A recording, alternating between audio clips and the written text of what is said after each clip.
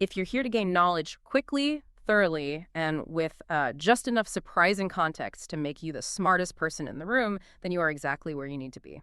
Welcome to the deep dive. Today, we're analyzing a really complex problem. I mean, it's something every community, every government agency, and every large nonprofit faces. It's this core tension in the public sector. We demand services that are fast, modern, brilliantly innovative. Right, like renewing your driver's license online or getting disaster relief quickly. Exactly. But at the very same time, we absolutely insist on rigorous accountability, absolute fairness, and strict compliance with every single rule. It's the impossible balancing act. It really is. And that simultaneous demand creates this unique battleground for the people actually doing the work. Yeah. So this deep dive is really about isolating three critical factors: public service motivation, organizational red tape, and job satisfaction, and figuring out how they all interact. And that interaction, it determines everything. When innovation stalls in the public sphere, it's not just some minor inconvenience. No, not at all. It means delayed climate adaptation. It means outdated digital services, clumsy responses to public health crises. And if job satisfaction drops, we lose our best talent. We lose the people who care the most. They just get frustrated by the barriers they face day in and day out, and they leave.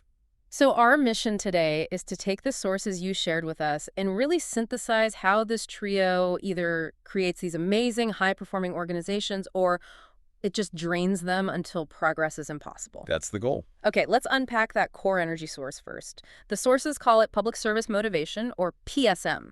It sounds a little academic, so let's define it. What's the difference between PSM and just, being a good employee? That's a great question.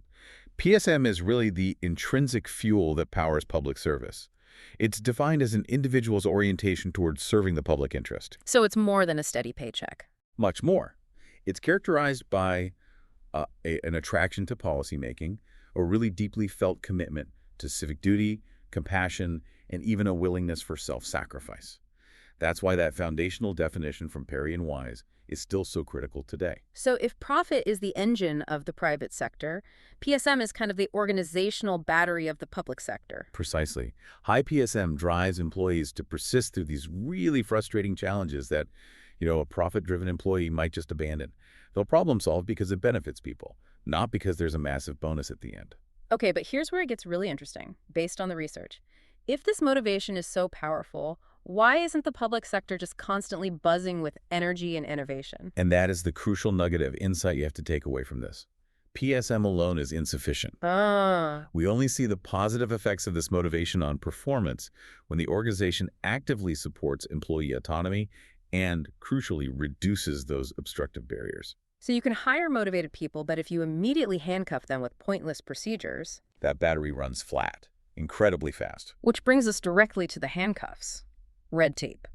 But, and this is a distinction we have to make, not all bureaucracy is bad bureaucracy. Can you clarify that for us? Absolutely, because if you try to get rid of all the rules, you just end up with chaos and corruption. Yeah. We have to separate true red tape from what the sources call functional formalization. Functional formalization. Okay, think of it as the necessary guardrails. These are the essential procedures that ensure genuine accountability, transparency, legal compliance, like standard processes for bidding on contracts to prevent insider deals. These rules serve a legitimate purpose. So if functional formalization is the necessary guardrail, then true red tape is just an arbitrary roadblock. That's a great way to put it. Yeah. True red tape is defined as rules, regulations, procedures that are still enforced. They impose a burden, but they serve no legitimate organizational purpose. Or, even worse, they generate negative net benefits. It's that 3-page form asking for information the agency already has. Or a rule designed 20 years ago for a mainframe computer that's still on the books. Exactly. And this friction, this unnecessary compliance, what does it actively do to innovation? It acts like a corrosive acid. Yeah. I mean, first, it just crowds out the time you need for creative work.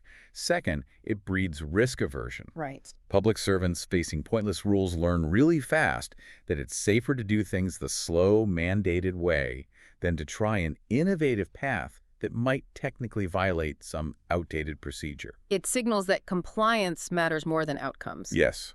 And this constant unnecessary friction, it just diminishes the agency's adaptive capacity, its ability to actually change and respond to what the public needs. So we have the energy source, PSM, and the friction, red tape. How do they interact with that third piece? Job satisfaction. Job satisfaction. Yeah. It sounds like high motivation should act as a shield, right?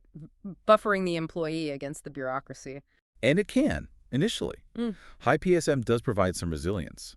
When that PSM is coupled with even a moderate level of job satisfaction, the employee feels supported, sees some progress, it acts as a powerful catalyst. So they're empowered to find workarounds. They find innovative workarounds around the necessary procedures, yes. But the danger is the inverse.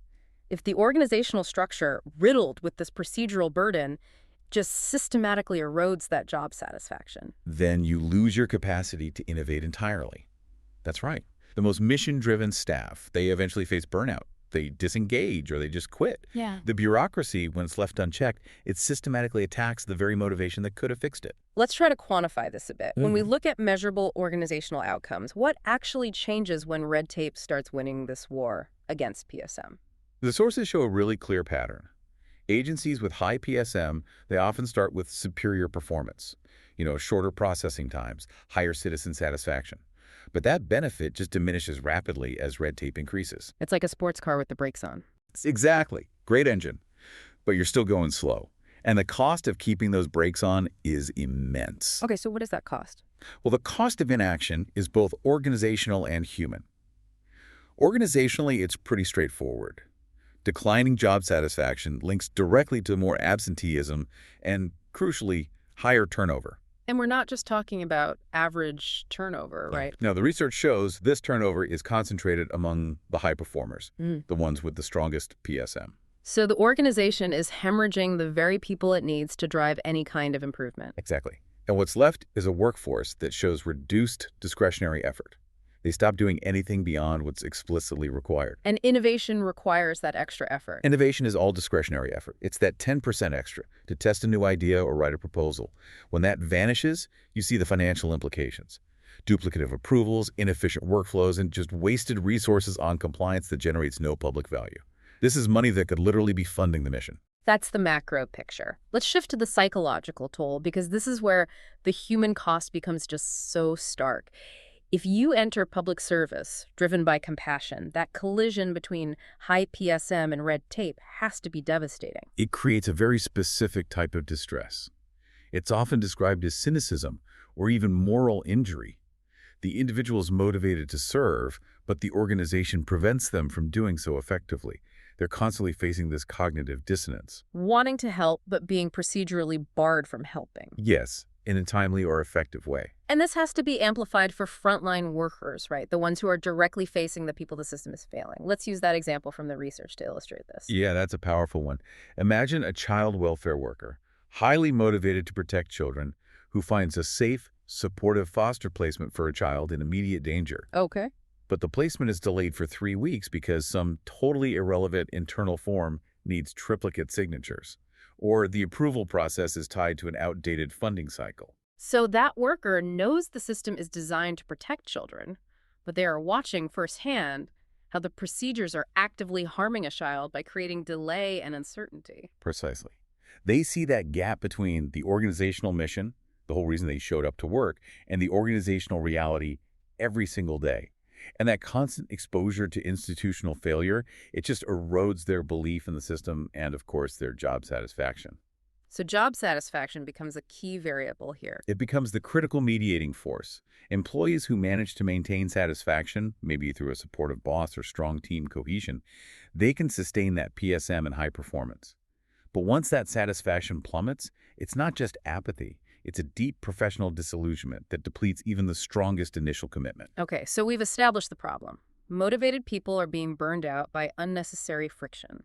If we accept that we can't just eliminate all bureaucracy, the question shifts to management. What are the evidence-based solutions leaders can actually deploy? Let's start with communication. The first, and often the simplest, remedy for frustration is transparent communication. It's setting expectations. Public servants are smart. When they understand why a certain frustrating procedure exists, maybe it's a legal mandate or a requirement for equity, they shift their focus.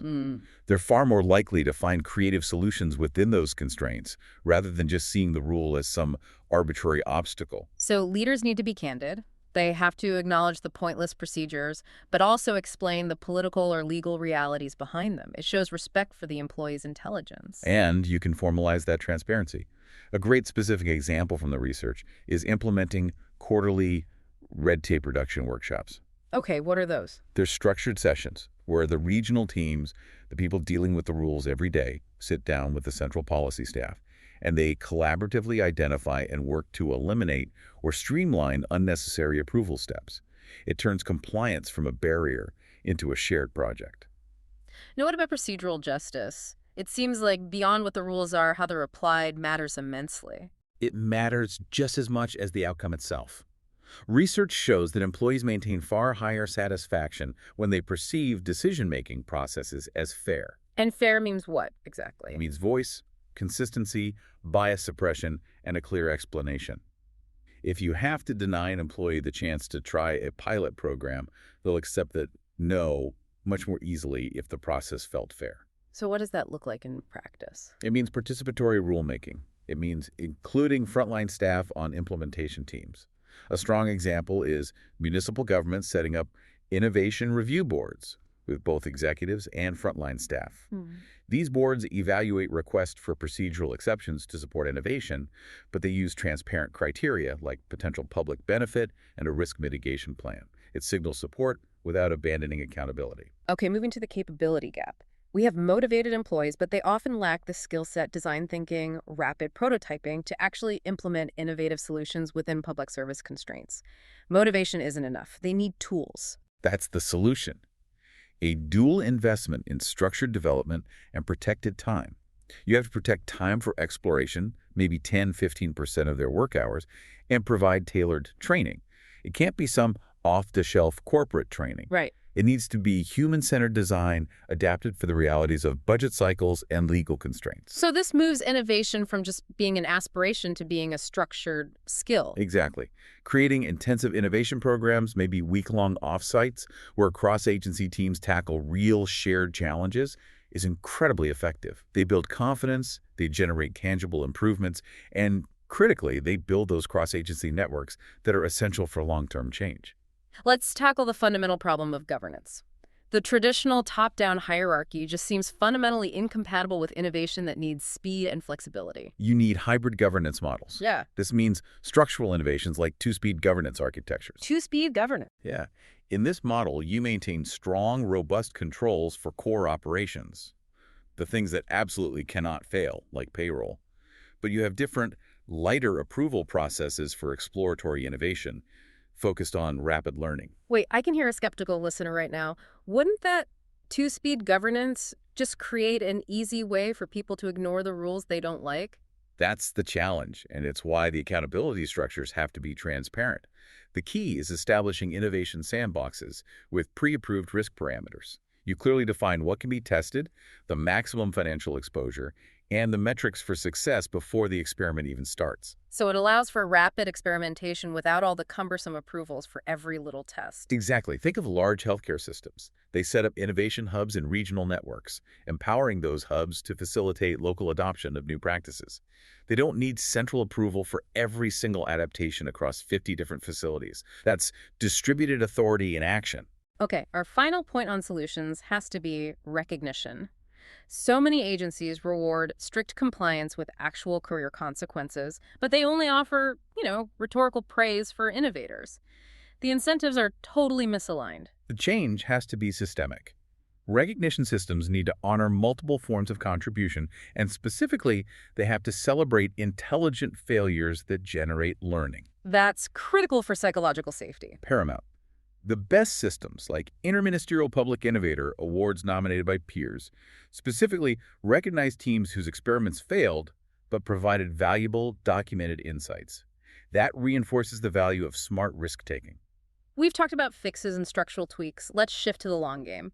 These solutions only stick if the underlying relationship between the employee and the organization is sound. That traditional psychological contract job stability for lower pay and putting up with bureaucracy, that's unstable. It's outdated. Agencies need to explicitly update that contract.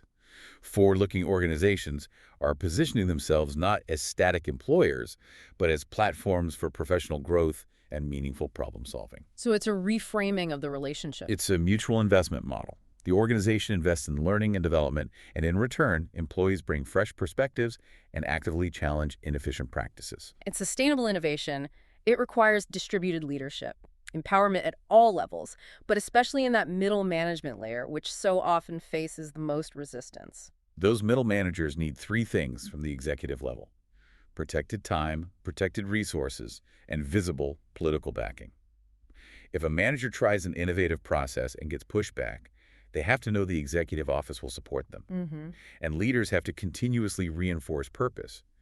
Daily bureaucratic work can so quickly disconnect staff from the ultimate mission. So how do you fix that? Research on beneficiary contact shows that allowing staff to meet and hear from the people they're serving, the people whose lives are being changed, it significantly increases their motivation, their persistence, their innovative capacity. It reconnects that abstract procedure back to a real person. It rekindles the PSM that started it all. And the final pillar for long-term capability has to be creating continuous learning systems. Innovation requires being able to systematically extract and institutionalize insights from experience. And that requires discipline. Clear metrics, disciplined evaluation, and accessible repositories of knowledge. Practically, organizations need systems to track which procedures generate actual value versus those that are just bureaucratic fiction. To build an evidence base for reform. Exactly. You have to allocate specific time for reflection-like mandatory after-action reviews following big initiatives to make sure the lessons learned, positive or negative, are documented and shared, not just buried. So let's bring this all together for you. The main finding from the sources is, I think, undeniable. Public service motivation is the essential energy source, but it's the organizational conditions, low red tape, high job satisfaction that determine its utility. The path forward isn't the impossible ideal of eliminating all bureaucracy, but a really surgical, managerial, and compassionate approach to balancing these forces. The three key principles we hope you take away are these. First, transparency around bureaucratic realities is vital for building trust. Second, fair process matters just as much as optimal outcomes. People will accept necessary constraints if they feel the rules are applied justly. And And finally, capability building requires resource investment, protected time, and structured training, not just inspirational speeches. that leads us to our final provocative thought for you to consider. We spent time discussing how organizations must reward both successful innovations and intelligent failures that generate learning, but how do you make that stick? How can leaders intentionally institutionalize failure forums or formal, safe processes to ensure organizational memory captures the lessons learned from experiments that didn't work, rather than just letting shame bury those mistakes? That ability to normalize and learn from failure is the core strategy for maintaining the psychological safety you need for continuous improvement.